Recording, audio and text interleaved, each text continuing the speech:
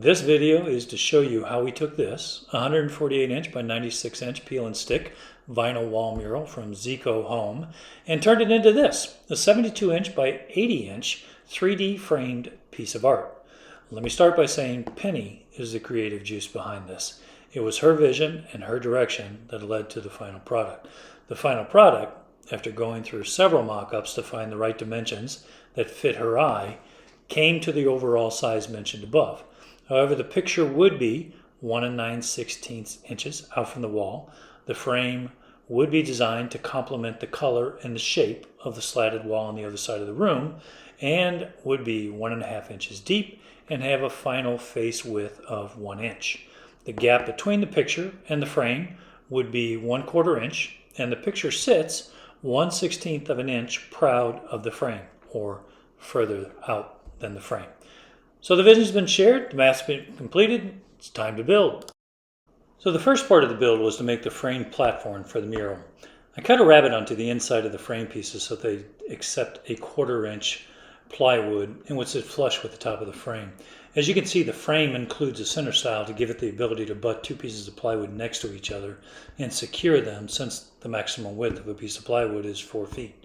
I then used glue and 1/2 inch 18 gauge brad nails to secure the plywood to the frame, ensuring that it was square.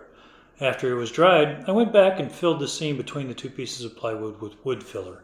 I used wood filler because it filled in the small crack between the two pieces. It never fully dries, and I wouldn't have to worry about seeing a seam in the future. I then routed the outside of the frame with a 1/4 inch round over bit and lightly sanded it. So I did this to minimize the potential of ripping the mural as we pulled it tight to the frame.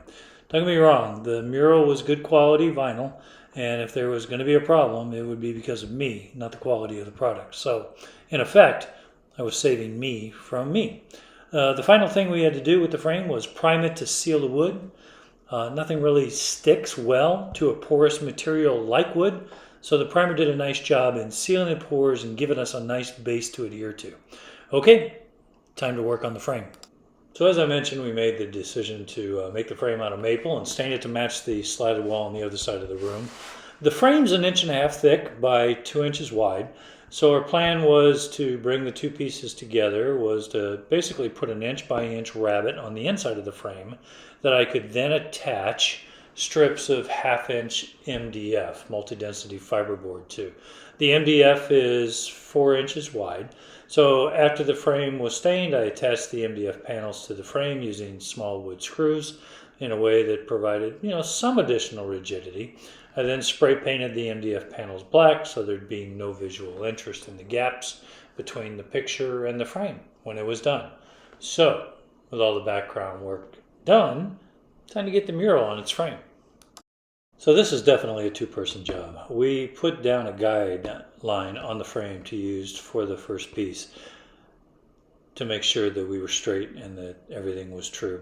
Since the original mural was much larger than the frame, we did a dry fit to see what part of the mural we wanted to use and where. So after several adjustments, we were ready to move forward. So laying down the peel and stick vinyl was pretty straightforward. The only challenge was in rolling the vinyl over the edges and then keeping it in place. Although the glue on the product sandwiched between the frame and the MDF would probably have been enough to hold it, but we chose to add an extra step and use staples as well. So some trimming on the mural as we attached it kept everything flat and in place. And this was important because the width of the mural and the staples is what we were counting on to provide the 1/16 of an inch that Penny wanted the picture to extend beyond, or to be proud of the frame. So with the mural now on and in place, it was time to secure the frame to the artwork. I laid the frame on the floor and then placed the artwork in the middle of it. I then used 1/4 inch spacers in the gap around the entire picture to maintain gap integrity, and then I lightly clamped it all together. Once clamped, it was as simple as adding some screws from behind to attach everything. It went together just like we planned, something that really doesn't happen often enough. So now it's time to get this thing hung. I decided to use a French cleat to hang this. I've used this method before to hang heavier objects to prevent movement or long-term sag. The one thing I did that I'd recommend is making the cleat on the wall a little bit smaller than the one that you actually attach to the wall. That way you can easily make lateral adjustments, if necessary or if you just want to. I also fitted the cleat onto the frame we made for the mural. The way it's positioned inside the project ensures the maximum amount of stability and weight transfer to the wall while allowing it to hang flush. So once it was hung on the wall, the last thing we had to do was put up the sconces. To highlight the artwork, we decided to hang lights on either side of it instead of your typical artwork light over the top. So while we could have easily just peeled and stuck the mural on the wall and had a really nice outcome, Penny's vision was to take it to the next step. The project took a little more time and money, but most things do when our conversation starts out with one of us going, "Hey, I was thinking." I don't know about in your household, but in ours, that's probably one of the most expensive phrases that we have. But it was a lot of fun putting this thing together, and more importantly, Penny loved the outcome.